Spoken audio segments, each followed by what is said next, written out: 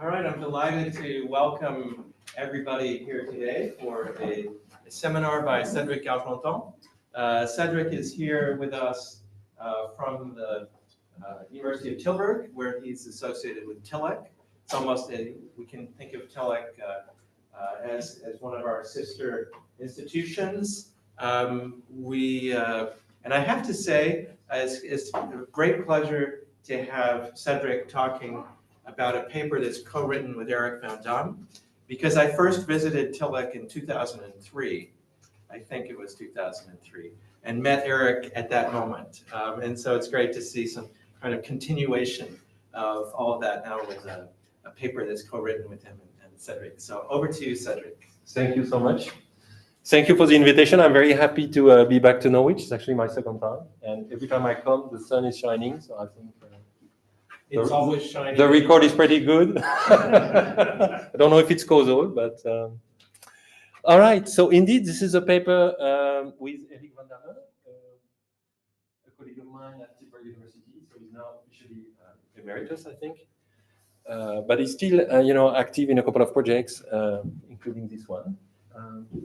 So this is a paper about corporate crime, and this is a paper about trying optimally to set up the liability regime, criminal or administrative liability regime, in order to deter corporate crime. Right, so corporate crime is a reality that we have to reckon with in order to achieve their objectives. Firms, organizations more generally, may be tempted to do bad things, resort to socially harmful actions. So typical examples are using risky or polluting production processes that put employees, customers, or third parties at risk, deceive their customers or their investors, or take anti-competitive actions. I, for one, come from the competition side of things, so this is actually motivated by reflection that Eric and I had about the sanctioning regime for antitrust, but the issue is more general, so there's nothing specific to competition in what I'm gonna say. So all modern legal systems have developed notions of corporate liability. So nowadays, it's very common to actually sanction organizations rather than individuals, depending on the type of action or field we're referring to. This liability could be, of a criminal nature or of a more administrative nature.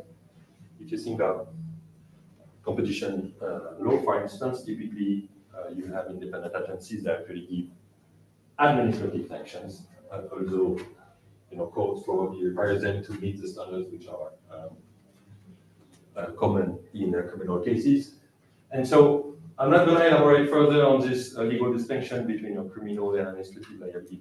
We see in the model that we have, we just have sanctions, right? So it's not going to matter whether we call them criminal or administrative sanctions.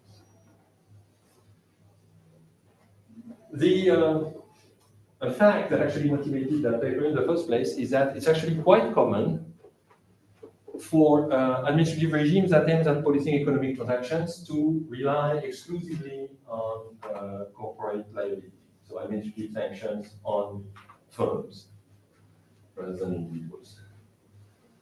And here you can think of a number of regimes, and if you think of the big regimes which are administered at the EU level, you could think of competition rules. That's the only assumption that we have for that regime are fines. But some of the regimes, like data protection and financial market regulation, in some instances, they also rely heavily on corporate functions. However, the actions are always taken by individuals within the organizations, be they corporate officers or simple employees of the firm. And so the natural question that arises is the following: from the point of view of economic efficiency, whom should we punish, corporations, individuals, or both? And in particular, can we actually find conditions under which a pure corporate liability regime is optimal? Okay, so that's the question that we want to investigate. And we're going to investigate it in the context of an environment which we think is typical of modern corporations, namely that the governance of those organizations is imperfect, and it's actually hard to have efficient contracting within the firm. So we're going to have a model in which we're going to have moral hazard within the firms, and we will see how that will interact with you know, the way we actually assign liability to corporations or individuals in that context. It's well known that in big organizations, it's actually hard to give proper incentives to agents. Right? So you can think of, you know, CEOs that are only partially responsible to their corporate boards, or you can think of the problem of dealing with rogue employees, right? Which is an issue that arises, I don't want to say especially, but sometimes in the case of cartels, for instance. Right? So there are a number of cartels where the cartel was actually run at some sort of a mid-management level without the top management being necessarily aware of what was going on, which raises particular issues. And I'm going to focus in what I'm going to say on two cases, depending on whether firms can actually contract or not contract, on what I'm going to call detection. So detection is the fact that the illegal action taken by the firm, you know, gets detected, and then we get a conviction and some sanctions are applied. One question we have is whether we can write within the firm's contracts that actually are premised upon that event, detection or not. And when we look at different countries and different economic regimes, you know, it's not necessarily obvious that you can do that. And so in particular, if you look at the labor laws on the continent in Europe, typically monetary fines are actually prohibited for employees. Right? So you cannot sanction monetarily your employees. The worst that you can do to an employee is to fire the employee for cause, for disciplinary action. Right? But you cannot write a contract which says, if you happen to have violated the law, I'm going to decrease your wage, or I'm going to force you to pay back some of the wages that you have collected early on. The same thing is true in company law, you know, whether you can actually write so-called clawback clauses for CEOs. You know, this is very much debated. It depends very much on the jurisdiction you have in mind. Right? So whether the CEO that has accumulated, let's say, a lot of stock options over time, leaves the firm, and then is actually convicted of having done something wrong during his tenure as CEO, right? Whether the firm has a recursive action against the CEO or not, and can actually, let's say, force the CEO to give back some of the actions that were previously issued. In some countries you can do that, in some countries you can't, in some other countries you can do that somewhat indirectly. So we're going to look at both cases to see whether it makes a difference to the kind of sanction regime that we want to put in place. Right? And again, the question is, does it make sense to go for pure corporate liability when we have all those complications? Is that clear? Do you have questions? I didn't say that, but you should, of course, feel free to interrupt me at any time. I'm very happy to take questions. All right. So in this paper, what we try and do is to set up a standardized model of corporate crime under moral hazard. So there's going to be limited liability of the agent that actually generates problems in this world. And society has to decide about imposing sanctions on corporations, individuals, or both. And so it's an exposed liability regime that we're looking at. So we're not going to approach it the way perhaps economic theorists would approach it, which would be to give more tools to society and have society directly regulate the firm by writing a complete contingent contract that actually incentivizes the firm to do this or that. The only thing that society does here is design a sanctioning system. So I think this is in line with what we observe, at least in in regimes that try to rely on a free market where we don't dictate what firms have to do. So you will see society will care about the right action being taken by the firm, but also about the cost of running the enforcement system. And given the liability regime imposed by society, the principle, so it could be, the corporate board designing a contract for a CEO, but it could be the CEO designing a contract for a down-level manager, whatever interpretation you prefer. So the principal will design an incentive contract for the agent. And the agent will decide which action to take. And this will not be contractable, right? So the principal will not be able to directly dictate what the agent has to do. He will have to give incentives for this guy to do something rather than something else. We're going to have a model in which the agent knows what he's doing and understands what the current laws are, okay? So there will be no unconscious violation of the law in the model that I have. In fact, you can think of situations in which this happens. But we're not going to have that in the model at the moment. Right? And then we try to characterize the optimal liability regime. So here is a preview of what we find. So in the world that we construct, a pure corporate liability regime doesn't make sense. Right? It might lead to the first best action being taken in very specific circumstances, namely if the principal has the incentive to comply in the first instance and has the means to actually have enough control on the agent. Right? But even in that case, if we rely exclusively on corporate sanctions, the enforcement costs are going to be too high, and you would actually benefit from introducing individual sanctions. Right? And so if you rely exclusively on pure corporate liability, you're going to run into cases in which you have under deterrence in the sense that the firm doesn't take the action that society wants the firms to do, or they're going to have to overinvest into the enforcement system. Right. So the optimal regime will classically trade off the extent to which you achieve compliance against the cost of enforcement. Right? So we're going to assume that it's actually costly for firms to actually detect violations of the law. So in order to achieve high detection, you have to sink more public resources into that.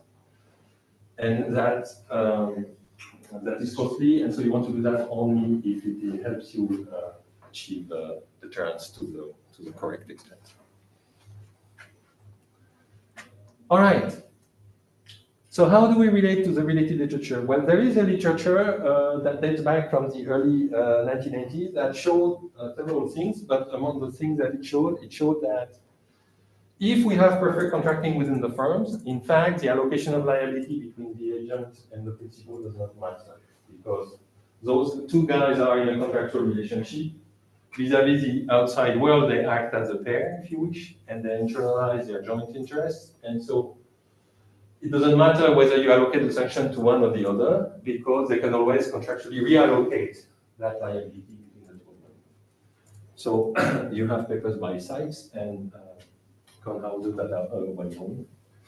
But they work in a world which is perfect in the sense that you can contract on anything you want, and there are no financial constraints that would actually start hitting. By contrast, we work in a world in which we have imperfect contracting. And so this neutrality principle is not going to hold anymore. I've already alluded to the fact that you could think of ex-ante regulation of the corporation as opposed to designing an exposed liability system. There is a paper by Irian and Martimore in the Brown Journal 2006, which in the context of environmental regulation actually does just that. Right? But it's really a regulatory approach. Right? This is a world in which the government actually is prepared to dictate exactly what the firm has to do. Right? So this is no longer an incentive system. It's really quite an intrusive intervention of the type that exists in tightly regulated industries, but that would not apply to the general firm that we have in mind here, that we try to look at. There is quite a literature in law and economics that tries to explain why we have come up with corporate liability in the first place throughout history. And Jennifer Allen has been a big contributor to to this structure. I mentioned only 2 papers here. And here the idea is that firms can help if you wish. They can help ex ante by incentivizing their own employees to comply with the law, and they can help after a violation exposed with. They can help with helping the prosecution by being cooperative, right? And so the way they justify corporate liability in those papers is to say you have to give firms an incentive to do the right things before the violation and after the violation. So this is why we threaten the firm with some form of duty-based corporate liability. Right. So we don't dispute those. We don't dispute those findings. There might actually be good reasons to have a corporate liability system, but our question is about whether we should rely exclusively on corporate liability as opposed to individual sanctions, right? And moreover, as I said, we introduce this imperfect contracting that's gonna make a difference. There is an unpublished paper by Aubert which looks at a similar question, but in the a specific model of the price fixing. Whereas we have a more general model of crime that is not embedded, if you wish, in some form of a market interaction in which firms have to choose a price and decide whether they're going to call it or not. We're going to have a more general approach. And then we are going to have a single moral hazard in our model, so the agent can do something that's not observed by the principal, not contractible at the level of the principal. There is a paper by Allen and MacLeod that looks at a model of liability in the context of healthcare liability. So managed care organizations in the US, those super insurers that not only insure the patients, but also somewhat control what the physicians have to do in order to meet the needs of the patient. So this is a model that actually builds on the Guillaume-Tirole model of formal and real authority in contracting. It's more specific to the physician's context. So this is a model in which physicians have to decide to which extent they invest in their expertise to treat patients, and the principal, so here the insurer has to decide to which extent it engages in reviewing the decision of the physician to make sure that they are consistent with their policies, right? So both the principal and the agent have to take a lead action, and this is what they specifically look at here.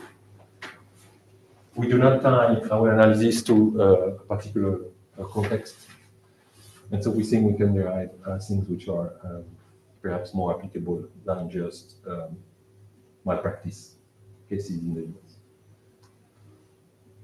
There is some literature in the context of tort liability, civil liability of competitive firms. So there are models by Polinsky and Chavel in 1997. Here we're going to have a discrete model of crime. And in particular, we will not raise issues of marginal deterrence. And we will not have perfect competition as a way to actually discipline firms. Right? So we will look at a particular firm in isolation, if you wish. So there will not be market forces that actually may help the firm do the right thing. So the incentives will come exclusively from the liability system. And moreover, firms will not have access to different crime technology, if I may say. They will not make a decision about engaging a bit or a lot into crime. Right? So we will not have the additional consideration of determining if we fail to achieve compliance completely, we're not going to have to make a decision about whether we should induce them to do a small crime as opposed to a big crime. There is some work by Snyder, which is about the indemnification of employees. So the fact that firms might be allowed to reimburse employees for the individual fines that they are subjected to. And this is related to what I was saying about contracting on detection or not. So what Snyder shows is that there might be a reason socially to allow firms to indemnify their employees in case we have a system that makes huge mistakes. Right? So suppose you wrongly convict innocent employees from time to time, right? So that disincentivizes employees to work for firms. That's bad. And so if you allow firms to actually insure their employees against those mistakes on the part of the code that might actually restore some dimension of the efficiency. You will see we don't have judicial mistakes in the model that I showed, so this is something that's going to be absent from Good. But do you have questions? All right. So let me explain the model to you. It's quite simple. And it's also discrete in the sense that the agent has to choose among different actions, not a continuous variable. And this comes with advantages and disadvantages, but I'll try to point them out. So there is a risk neutral agent A. He can choose one of four actions. The first is Q, for quit. So simply not enter into a relationship with the principal. He can choose N, which consists in shirking, if you wish, on the job, doing nothing, in which case the firm is going to achieve a low productivity. He can do the right thing, exercise some effort in order to boost productivity somewhat. Or he can choose for C for crime, which consists in boosting the productivity of the firm, but at the cost of imposing some external harm on some third party. So again, you can think of pollution, collusion, whatever your preferred example of corporate crime deception. And we're going to impose that it's actually costly for the agent to choose R or C. The cost is going to be the same, it's going to be small c, right? And C will give a high productivity for sure, whereas R is going to give a high productivity level only with probability P, which is between the white one, right? So crime is the surest way to productivity for the firm. But the right thing from the point of view of efficiency will be to choose R, which only with probability P is going to achieve high productivity. And we're going to assume that the agent has a resolution utility U, which is greater than 0. And this will play a role actually in what follows. So whether it's going to be easy or harder to actually deter crime is going to depend actually on that resolution utility. Okay.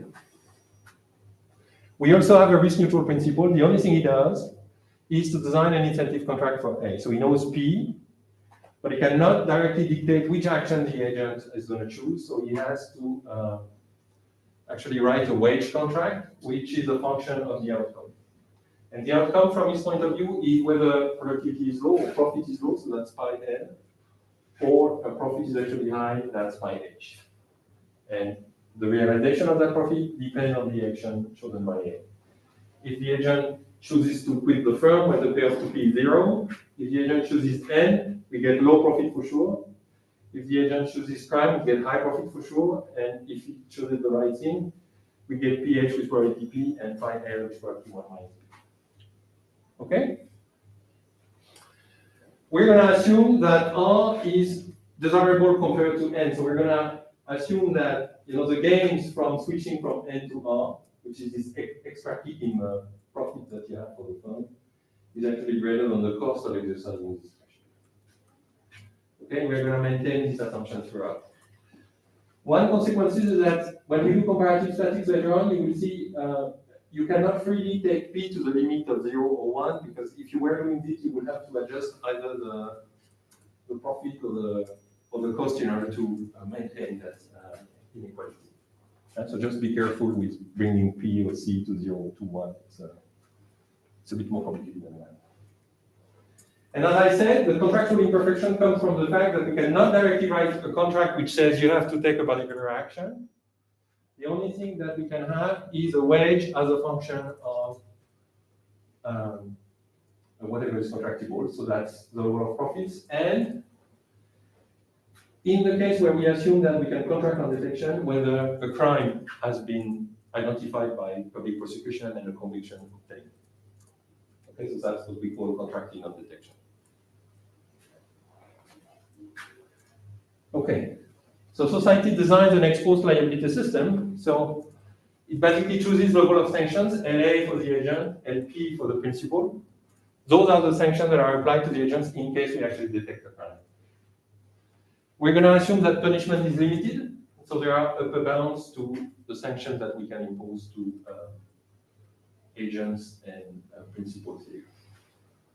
For the agent, it's sort of obvious that there is an upper limit because simple individuals might not have assets that are commensurate with the externalities that are generated by corporate liability. Whether there is a limit to corporate liability is perhaps less clear. So certainly, again, a firm can pay back only to the extent that it has assets. But in some of the fields that we have as our prime examples, we are not near this limit at all. So in the case of competition, for instance, we basically never hit the maximum limit of 10% of your turnover when we assign sanctions. So we're very, very far away from any limit. But nevertheless, we're gonna make this assumption. Oh, wait, so the assumption is that society does not observe pi, p, or the contract between p and a. So the only thing it does is to design the liability system. Right. If C is chosen by the agent, so if crime is chosen, then there is this probability of imposing sanctions on the agent or the principal. In principle, those probabilities could be different. So you could have lambda A, lambda P. But for this talk, I'm going to assume that you detect and convict the individual and the agent and the principal at the same rate. Okay, so there's going to be a single lambda. But in principle, we could actually differentiate those two things. And as I said, there is no type 2 error here, so we don't normally convict an innocent. When we choose crime, we're going to convict with probability lambda. So with probability 1 minus lambda, we actually do not convict someone who is guilty, right? But we don't have the mirror mistake. We don't have wrongly convicting an innocent. Okay. And I'll say a word at the end about but it's going to play a role because you will be more prepared to use your sanctioning power if you don't make mistakes in that direction. Okay, so that's sort of known from the legislation. We have a social welfare function, B, that allows us to rank the outcome from the point of view of society, and we're going to have, as I said, that we prefer the agent doing the right thing to doing nothing, to committing crime, to actually not working for the firm. And the difference between VR and VN, we call it B. Yes, that's a benefit of the agent doing the right thing. And the difference between VN and VC, we're going to call harm, because that's a negative externality which is imposed by crime compared to doing nothing. Okay, when we choose lambda, the rate at which we actually detect crime, this comes with cost. So we have the function alpha lambda, which is a strictly increasing, strictly convex function. So the more you want to detect, the more you have to think.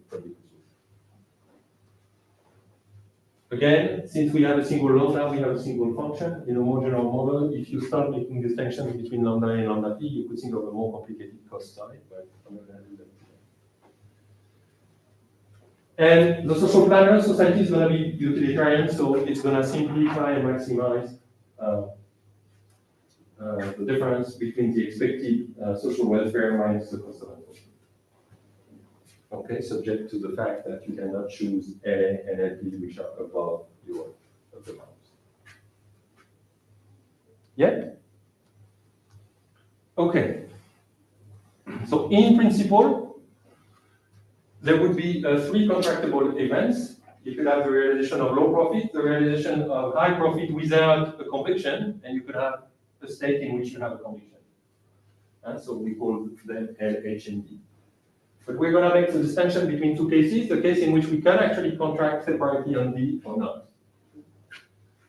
Right? So when you cannot contract on D, you can contract only on the realization of low profit and high profit. So we're going to sort of eliminate D from the notation. In contrast, if you can specifically contract on conviction, so if you can make the wage paid to the employee a function of whether there is a conviction or not, then you're going to have to define a wage for that particular contingency. More agent will come under the form of limited liability for the agent, so you cannot have negative wages in this one. So your punishment power is limited.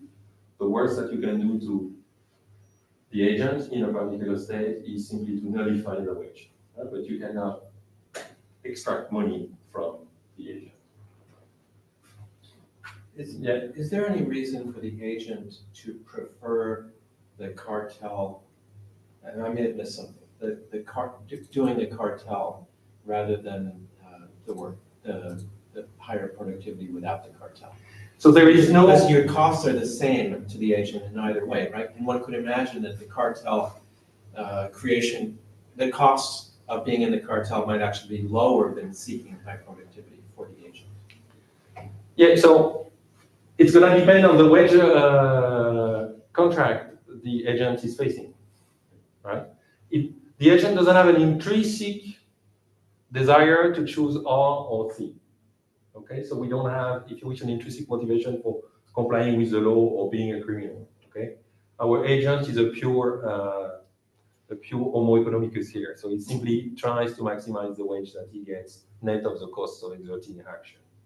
So does that mean that if they just got a little bit worse off from the discovery of a cartel, that would be enough? Exactly. Yeah, exactly. That's an unfortunate feature of working with a wealth maximizer, basically, in that context. Yeah. All right. So let me try to explain the first case where we have no contracting on detection. So that means we have two states of the world: the state in which profit realization is low, the case in which the realized profit is high. Right. So basically, what the principal has to do is to specify WL, the wage he pays to the agent when the profit realization is low, and WH, the wage he pays when the profit realization is high. So I'm going to use this delta notation to denote the difference between WH and WL. Okay, so that's the kick-in wage that you have when realized profit is high. So if you're the agent and you're choosing N, right, you get low profit for sure, which means you get wage WL for sure, and there's no cost of taking this action. If you choose R, so now there is a cost of taking an action, and P percent of the time you're going to have the high profit, which means that you're going to have this delta wage, not the wage bonus situation. Whereas if you choose crime, P is actually equal to 1. Okay? Now we ask, which actions can the principal implement? So does he have a way to actually induce, incentivize the agent to choose a particular action? So let's look at N first. If I'm the principal, can I implement action N? So can I induce my agent to actually choose N? That's very easy. If you set delta W to 0, for instance, you immediately see that the agent prefers WL to WL minus the cost of doing as a ROC. And so if you go for a flat wage that covers the baseline utility of the agent, you can get the agent to do nothing, to be a sleepy manager. Okay. Can P implement action R? Okay, so here I show you the algebra. It looks complicated, but it's not at all. As you can see from here, right? If you are not punished, if you don't have individual sanctions, and if you compare R to C, C is a more productive action in case you can get a wage bonus, because here you get the wage bonus for sure, whereas here you get the wage bonus in only 3% of the time. So unless you have some punishment that's associated to taking C, you will prefer C to R. Right? And indeed, what we can show is that R can be implemented only if they are sufficiently high individual sanctions. And that compensate for the difference in returns associated to doing crime as opposed to doing the right thing. Okay, so if that condition is satisfied, so if there are individual sanctions that actually motivate the agent not to choose for crime directly, then it's possible for the principal to implement R without giving rents to the agents. That means the principal can hold the agents down to his reservation utility. Right, so how would you do that in practice? But you could say, look, your base wage is going to be 0, right? But you're going to have a bonus in case the realized profit is actually high. Right? And if the individual functions are low enough, then you still prefer doing C over R, and this WH is computed so that you're gonna get U plus C, your resolution utility for choosing C. Can P implement action C, crime? Right, so again, I show you the algebra of, you prefer, the agent preferring doing crime rather than nothing, crime rather than R, crime rather than quit. Right, you can work out the system of constraints. And again, you realize that if I give a wage bonus which is high enough, well, then I can always induce the agent to actually choose crime. So it's always possible to implement it. However, the principals may have to leave rents to A depending on whether, equation 2 or equation 3 binds here. And that also depends on the expected sanction of the agent. If the individual sanctions are very high, right, it's actually hard to convince your employee to choose crime rather than the right thing. Because you can also earn a wage bonus 3% of the time if you do the right thing. So if you have very high sanctions associated to doing crime, you have to compensate, indemnify your agent for actually making that choice. And that can become very costly to the principal of this reimbursement scheme. And so once we cross this threshold, it becomes costlier and costlier for the principal to actually induce the agent to choose crime. Okay?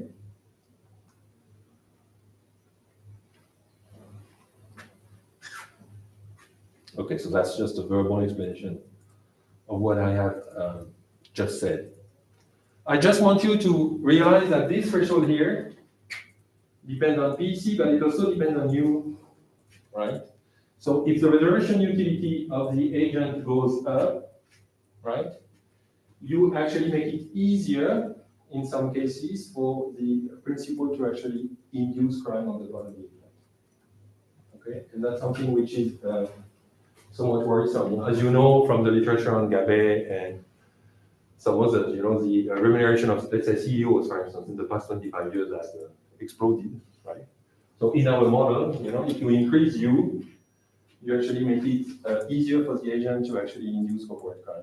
So that's quite worrisome. Okay, so now we do the backward induction. We know what P can do. Now the question is, what will P choose as an action to be implemented by A? Right, so given LA and LP and lambda, so the liability system, P now is going to decide what to implement. It's going to, of course, compare the cost and benefits to him. So if delta LA is small, those are the individual sanctions in expectations. If they are small, well, then you cannot implement R, so you have a choice between N and C. If there are enough individual sanctions, you can implement R without paying rent, so that's always referred to N, so your true choice is between R and C. Right. Now, not only has the principal to indemnify the agent for the individual sanctions that the agent faces, he also has to bear his own corporate sanctions, right? And whether he wants to go for crime or want to do something else is going to depend on the total sum that he has to pay in sanctions in expectation. Right? So if the sum of the sanctions are high enough, it will go for N or R. If they're too small, it will go for crime, and it's not going to comply. So at the end of the day, we have to distinguish two cases as a function of the sanctioning power that we have. So I tried to illustrate this on graphs. They look complicated, but they're not that complicated, so I'm going to try to explain that to you. So on the x-axis, we have the probability of detection. We fix the sanctions for the time being, so LA and LP. And here we graph the utility for the principle of choosing particular actions. So for instance, this line, right, is the utility of having the agent choosing crime. Right? So where there is no sanction, you get the high profit for sure, and you have to reimburse the agent for his reservation utility and the cost of taking the action. But as you increase lambda, you increase the sanctions on both the agents and the principal. They have to be taken up by the principal, and that comes in deduction of that profit here. So this is why you have a decreasing line which is linear in the probability of detection, which is linear in the expected sanctions. And at some point, you hit this threshold that we've seen before, 1 minus p times c plus u divided by PLA. This is the point at which the individual sanctions are so high that you have to reference to the agent if you want to induce the agent to choose crime. And so from that point on, the relevant line is no longer this one, but actually this one here, where you have to leave rents to the agent. This is the payoff that you make as a principal when you induce the choice of R. So you get this expected profit. You have to reimburse reservation utility, the cost of taking the action. The only thing here is that if the individual sanctions are actually low, right, in fact, you cannot implement R because the agent always goes to crime as we see. And so this part of the curve is actually not available. But otherwise, it's actually flat. And this is the expected profit associated to inducing action N, so you get low profit for sure.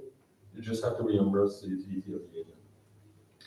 Now, so you look at those three curves, right? And the principal is going to choose, given lambda, the action that gives the highest profit. And so as you can see, this is the point at which the profit associated to C intersects the profit associated to R. Right, so left of that, on that curve, you're going to implement C, and right of that, you're going to choose to implement R. Okay? Yeah, thank you. So this is for the case where we have low corporate sanctions, and it shows on this graph in the ranking of those various thresholds. So those are those intersections, they depend on parameters.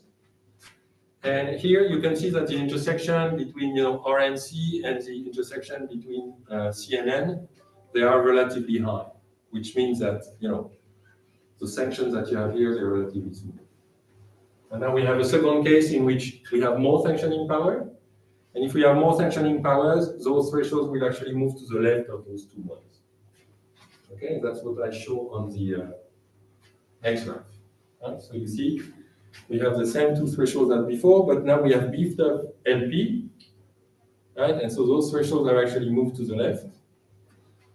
And we do the same kind of exercise, right? So this is the expected profit for the principle of inducing C. If we were hitting that boundary, actually we would get the kink that we had before, so it would become very costly to go for that. This is the expected profit associated to inducing R. But now, all this part cannot be used because we cannot implement R if the individual sanctions are too small. And this is again the expected profit associated to inducing N. And again, the principal is going to pick up the highest curve to maximize its profit. And so at first, it's going to go for C, right? Because that part is not available. Here, he actually hits the expected profit associated to N, so he wants to be there. Right? And here there is a kink where the action R becomes suddenly available because individual sanctions are high enough, and he actually wants to move there. Right? So you have this regime where you choose first crime, then nothing, then R. Okay?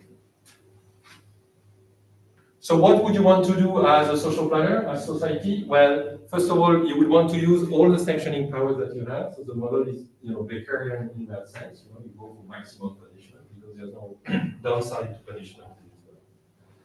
So you would set LA and LP to their upper bounds. And then there is a cost of actually increasing lambda. So you would decide whether it's actually worth, jumping to the next kink on that graph. For instance, suppose you're considering whether you should go for C or for N. In order to get N, you must increase your lambda to that particular threshold. That's going to cost you alpha of paying for that lambda. But that's going to bring a benefit to you because having N rather than C, adds B to social utility. So you're going to compare them. Can I just ask why is N in between C and R? Because you would expect them to exhaust the right thing before doing illegal things to expand. Sure, but it's because it's not available, as you can see here. So we are below the level of individual sanctions. that allows the principal to actually induce R. Oh, okay, I see. So we are in that case where if you pay a bonus to your employee, Yeah. the individual sanctions are so low that given that bonus, he always goes for crime. Right. Okay? So you're gonna compare, the cost and benefits associated to being that at that point, or at that point. And every time you compare the cost of increasing the detection probability versus the benefit that you have of moving to a better action. Okay? So where does that leave?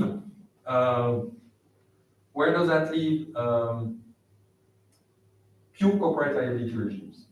Well, if you set LA to 0, right? Those thresholds, they become infinity. They move to the right. You never meet them. So you're actually in such a situation where you have a choice. I'm sorry. This part, if you wish, disappears, the R part, and you have a choice between C and N. So if it pays for you to invest, that level of lambda to get to N, you will do that. That's the only choice that you have with a pure corporate liability system. Right? So you will never induce R, the first best action, and you will actually give up some of your sanctioning powers that would have allowed you to economize on the enforcement process. Okay? So there is just no reason to go for a pure corporate liability regime. All right?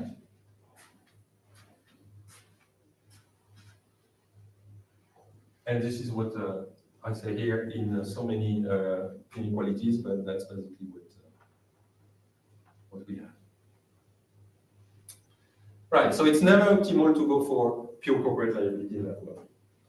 Again, you have to look back at our assumptions. In our assumptions, when you increase the sanction of individuals, this doesn't come at a cost.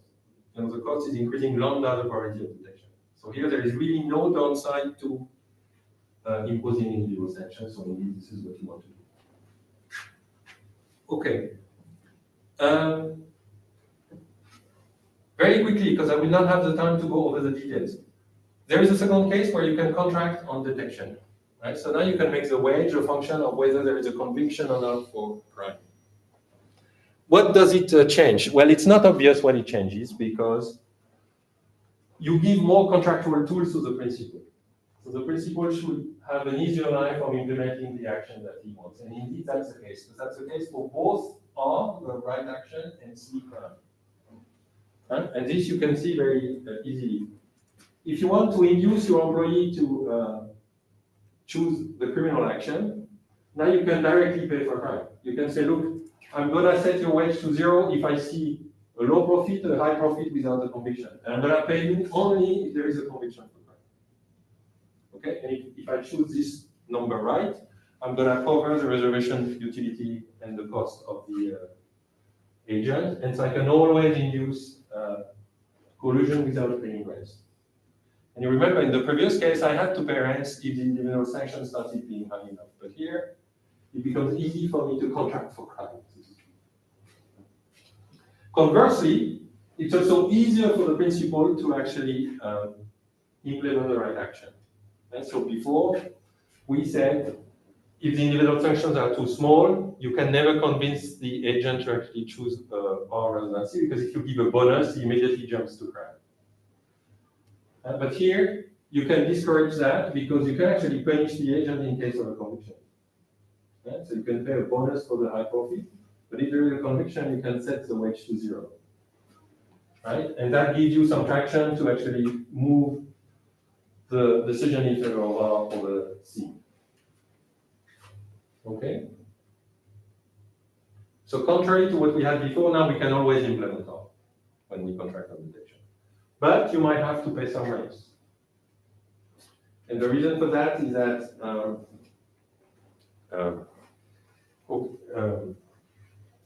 it's the same as before. So you would want the agent to choose R, right?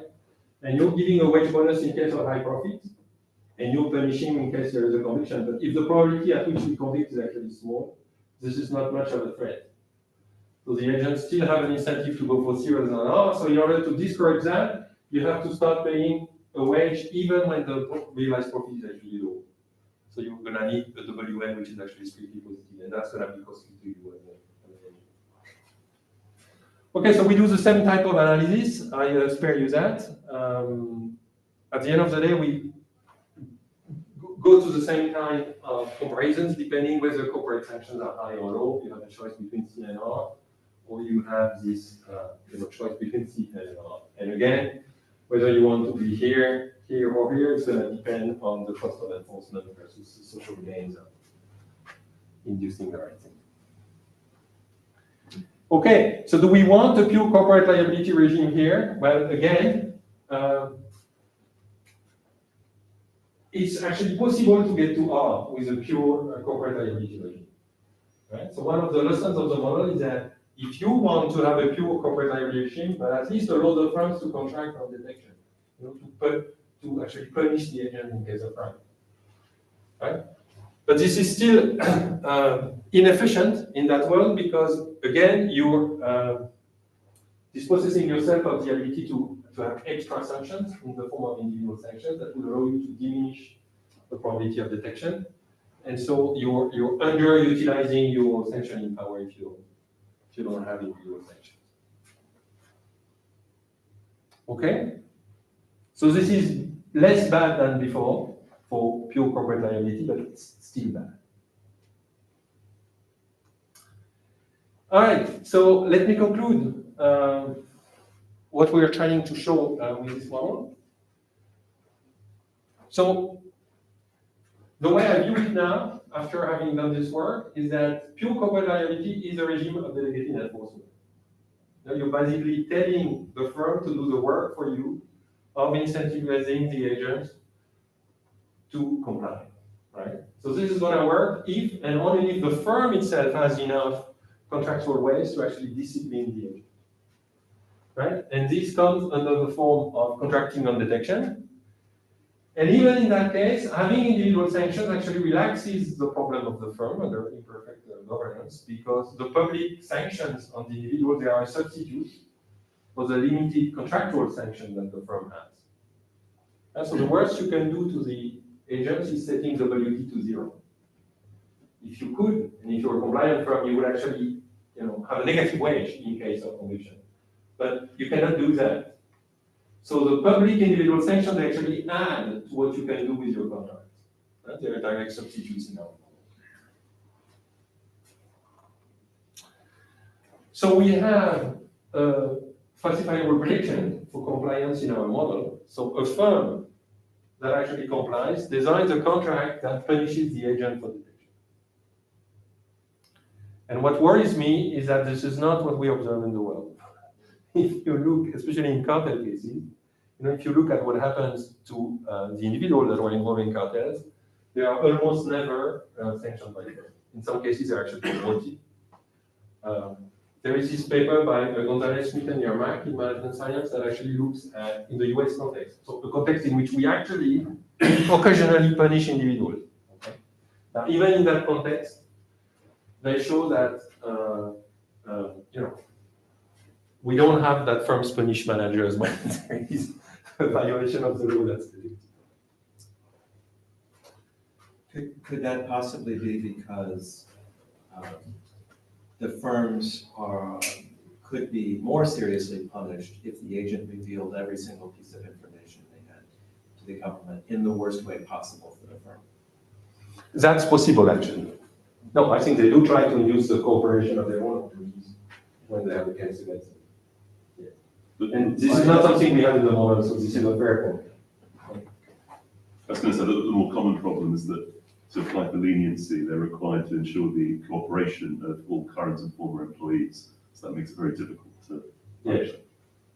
So I think maybe one addition to this point is that the way in your model you kind of introduce how to get agents to behave in certain ways is through a contract. But there's a step before that is when you hire that individual. And we all differ in our propensity to become C or to become R. And so a firm might see that, oh, is this guy more likely to become a C?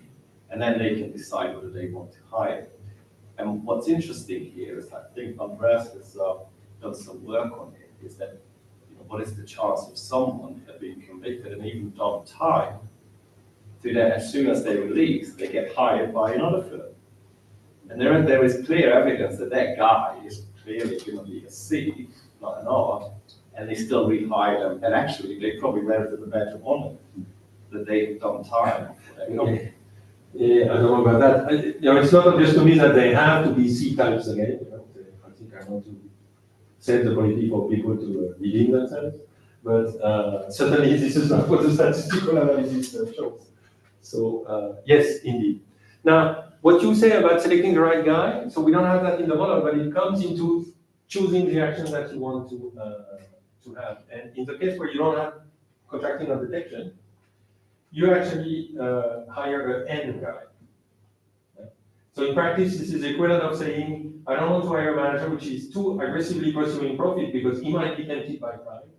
And so my only chance of complying is having a sloppy manager that doesn't do much, because at least I don't get a big corporate one. That's what the so dual liability regime, it's always optimal in our environment. And so I would say, if you want to explain to me that pure corporate liability systems are optimal, you have to explain to me what's missing from the model that would actually justify not using individual sanctions. That being said, I have not shown that it's good to have only individual sanction. Right? So in most big corporation cases, we would not have enough sanctioning power on the individuals to actually motivate the firm to comply with the first place. And so we need enough sanctioning power. It's the expected sum of sanctions that must be higher than the gain from crime in order to achieve compliance. Some limitations, but you've already spotted some, and I've already disclosed some. So this is a discrete model, so there is only one type of criminal act. And so there is no marginal deterrence consideration. We don't have a margin where we want the firm to choose, let's say, cartelization over killing competitors. This is not something that we have. Sanctions are not costly. It's only the probability of conviction that's costly here. So that's why you get that you want to use sanctioning power to the maximum extent, because it doesn't cost anything. And we don't have judicial mistakes. So there's really no downside to including sanctioning in this model. There is also no heterogeneity of the contracting pair. So the P, the deltas, they're the same for everybody. And so, of course, in the world, it's messier because we have to decide about the liability system for heterogeneous firms that might have different P's and different delta pi's and so on.